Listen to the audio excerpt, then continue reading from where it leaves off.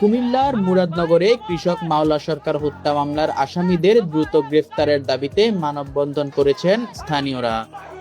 রোববার সকালে কোম্পানিগঞ্জ নবীনগর সড়কের বাংরা ডাক বাংলোর সামনে শতাধিক নারী পুরুষ এ কর্মসূচিতে অংশ নেন। এতে সড়কে যানজট সৃষ্টি হয়ে ভোগান্তিতে পড়েন যাত্রীরা। পরে পুলিশ ঘটনাস্থলে গিয়ে দ্রুত আসামি গ্রেফতারের আশ্বাস দিলে বিক্ষোভকারীরা সড়ক ছেড়ে দেন এবং থানার সামনে অবস্থান নেন। মানববন্ধনে বক্তারা অভিযোগ করেন, হত্যাকাণ্ডের 6 দিন পেরিয়ে গেলেও মূল আসামিরা এখনো গ্রেফতার হয়নি।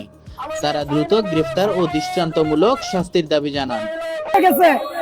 আমার চাচাকে কোবায় মারছে, কিন্তু পুলিশ এখনো কেন ধরতেছে না?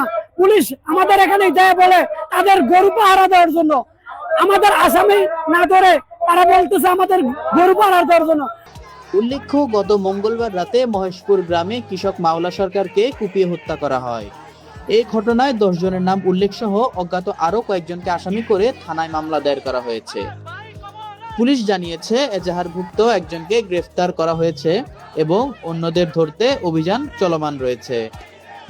Desk report, Dhaka press.